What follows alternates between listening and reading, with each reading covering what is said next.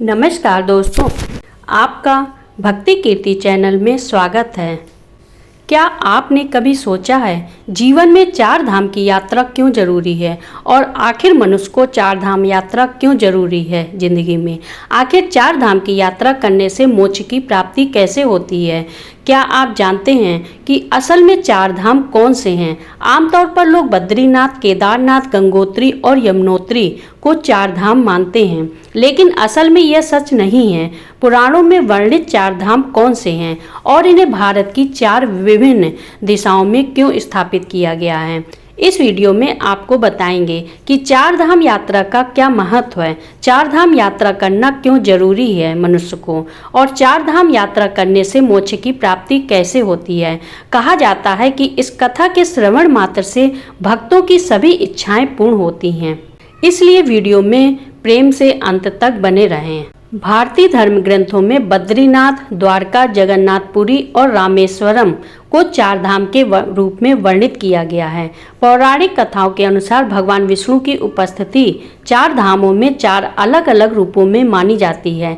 ऐसा कहा जाता है कि रामेश्वरम में भगवान विष्णु स्नान करते हैं, बद्रीनाथ में वो ध्यान करते हैं, पुरी जगन्नाथ धाम में वे भोग का आनंद लेते हैं और द्वारका में वे विश्राम करते हैं। तो रामेश्वरम धाम में इस चार धाम यात्रा की शुरुआत करते हैं। रामेश्वरम एक पवित्र तीर्थ स्थल है जो कि तमिलनाडु के रामनाथपुरम जिले में है।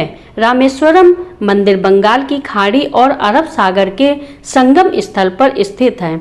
इस मंदिर की स्थापना की कथा सीधे रामायण काल से जुड़ी हुई है। मान्यता है कि जब भगवान श्री राम, लक्ष्मण, हनुमान और समस्त वानर सेना के साथ लंका विजय के लिए प्रस्थान कर रहे थे, तब उन्होंने समुद्र तट पर शिवलिंग स्थापित कर भगवान शिव की उपासना की। उनकी भक्ति से प्रसन्न होकर भगवान शिव ने उन्हें विजयश्री का आशीर्वाद दिया। आशीर्वाद प्राप्त करने के बाद श्री राम ने भगवान शिव से अनुरोध किया कि वे जन कल्याण के लिए सदैव इस शिवलिंग में ज्योतिर्लिंग रूप में विराजमान रहें। उनकी इस भक्तिपूर्ण प्रार्थना को भगवान शिव ने सहर्ष स्वीकार कर लिया और तब से यह पवित्र शिवलिंग रामेश्वरम ज्योतिर्लिंग के रूप में प्रतिष्ठित हुआ। रामेश्वरम मंदिर से जुड़ा एक और महत्वपूर्ण ऐतिहासिक तथ्य सामने आता है। रामायण के अनुसार जब भगवान श्री राम माता सीता के साथ लंका विजय के बाद अयोध्या लौट रहे थे, तब उन्हें ब्रह्मा हत्या के पाप का दोष लगने की बात कही गई। इस पाप से मुक्ति पाने के लिए संतों ने श्री राम को भगवान शिव की उपासना करने की सलाह दी, परंतु द्वीप पर कोई शिव मंदिर न होने के कारण भगवान राम ने पवन पुत्र हनुमान को शिवलिंग लाने के लिए भेजा। हनुमान जी प्रभु श्री राम की आज्ञा का पालन करते हुए तुरंत प्रस्थान कर गए, लेकिन वापस लौटने में उन्हें विलंब हो गया।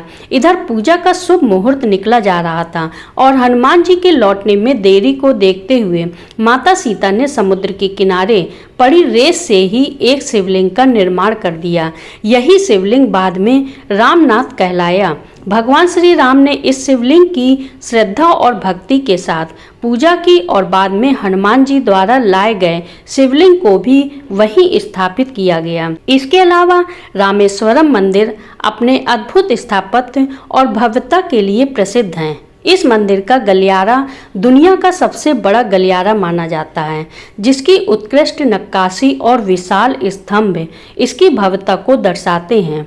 मंदिर के समीप समुद्र में आज भी प्राचीन पुल के अवशेष देखे जा सकते हैं, जिसे आमतौर पर राम सेतु के नाम से जाना जाता है।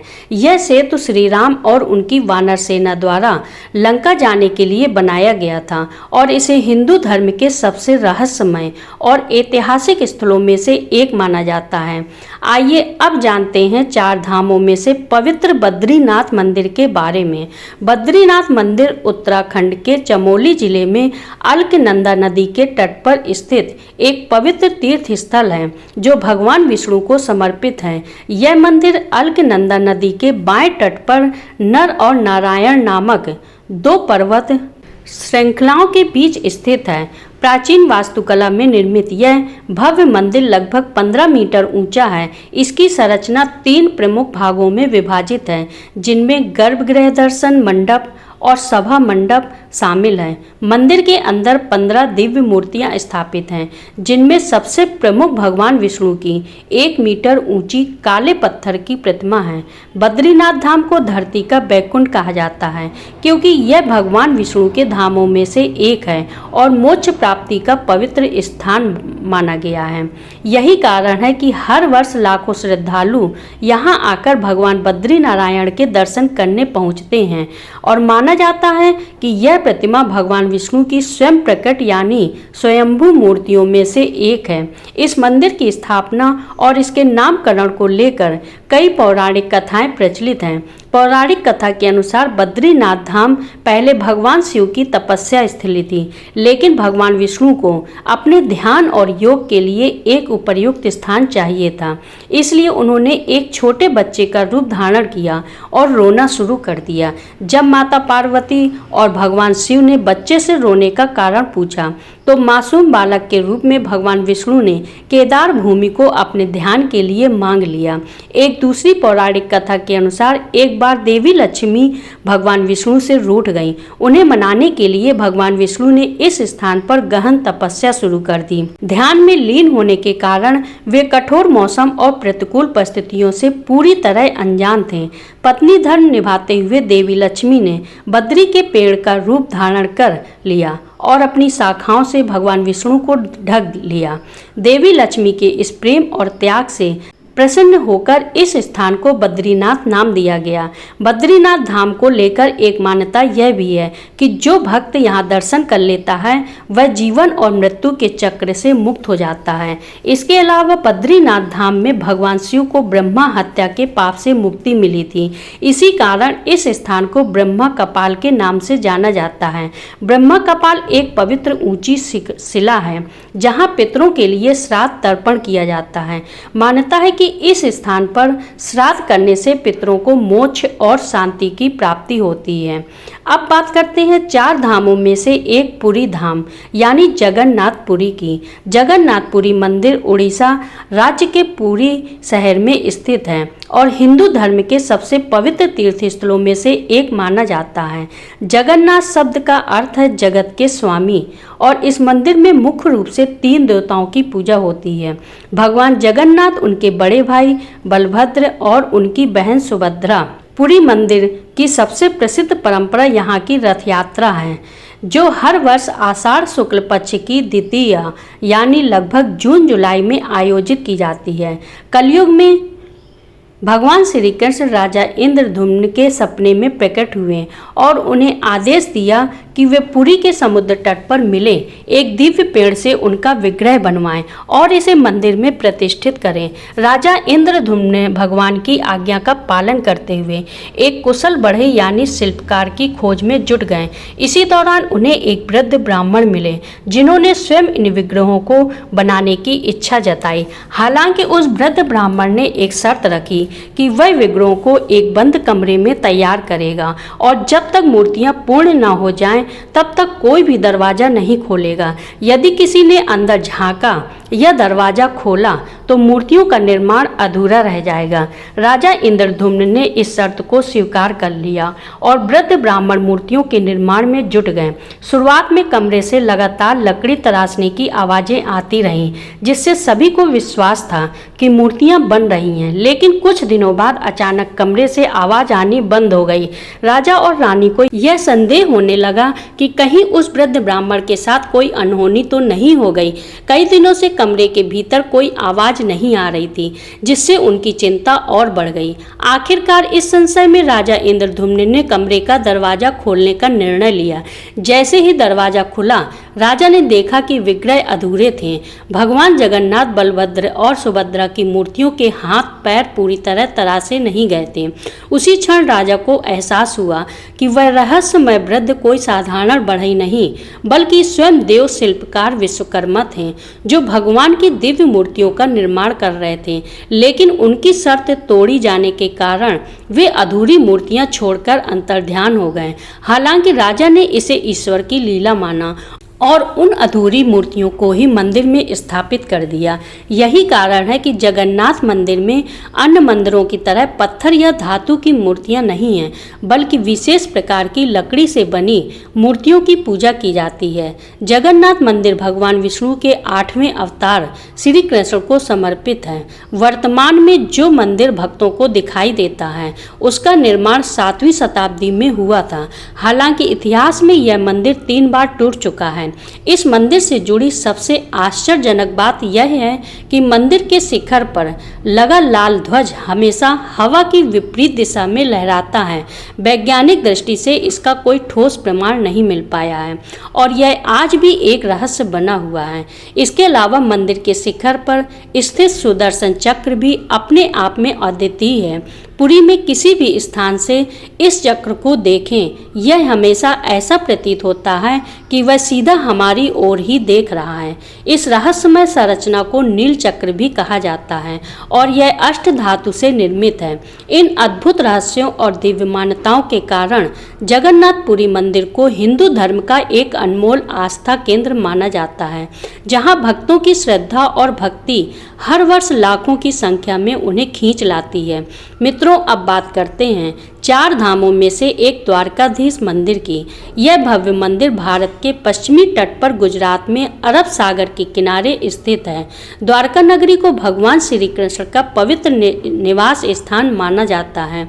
यह न केवल भगवान कृष्ण के शासित राज्य के रूप में प्रसिद्ध है, बल्कि धार्मिक मान्यताओं के अनुसार भगवान विष्णु ने भी यहाँ शंखासुर नामक राक्षस का वध किया था। आइए अब जानते हैं कि भगवान श्री कृष्ण को द्वारका की स्थापना क्यों करनी पड़ी। इसके पीछे एक रोचक और ऐतिहासिक कथा छिपी है।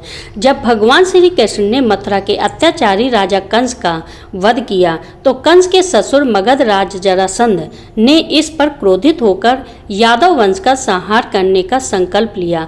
अपने प्रतिशोध की आग में जलते हुए जरासंध बार बार मथुरा और यादवों पर आक्रमण करता रहा, जिससे नगरवासियों को संकट का सामना करना पड़ा। अंत में यादवों की सुरक्षा और शांति सुनिश्चित करने के लिए श्री कृष्ण ने मथुरा छोड़ने का निर्णय लिया। सभी यादवों के लिए एक रक्षित और नई नगरी बसाने के उद्देश्य से भगवान श्री कृष्ण ने विश्वकर्मा को द्वारका नगरी की स्थापना का निर्देश दिया।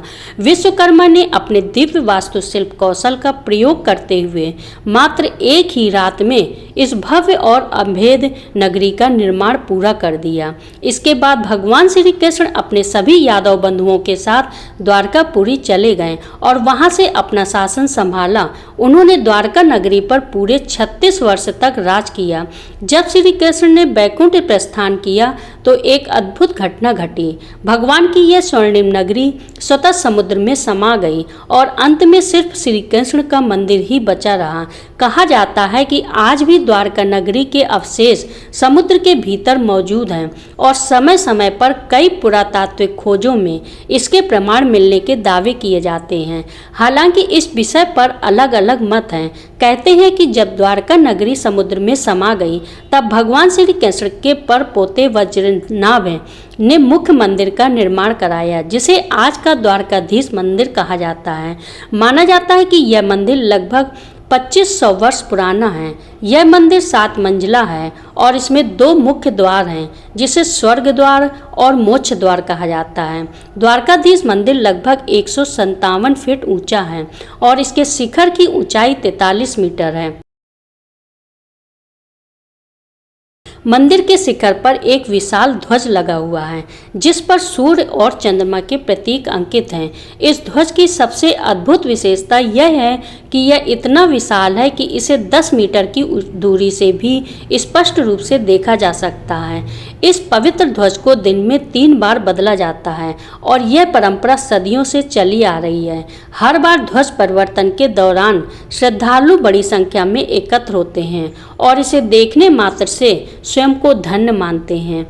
अब ये आप देख रहे हैं रामेश्वरम धाम, जो कि धामों में से एक धाम है। तो मित्रों, आप समझ ही गए होंगे कि 4 धाम यात्रा सिर्फ एक तीर्थ यात्रा नहीं, बल्कि आत्मशुद्धि, पाप मोचन और मोक्ष प्राप्ति का मार्ग है। यह यात्रा हर हिंदू के जीवन में एक बार अवश्य होनी चाहिए, क्योंकि यह सिर्फ देव दर्शन ही नहीं बल्कि आत्मिक शांति और धर्म की गहराई को समझने का भी अवसर है। अगर आपको जानकारी अच्छी लगी हो तो ज़्यादा से ज़्यादा शेयर करें और चैनल को लाइक करें, सब्सक्राइब करें।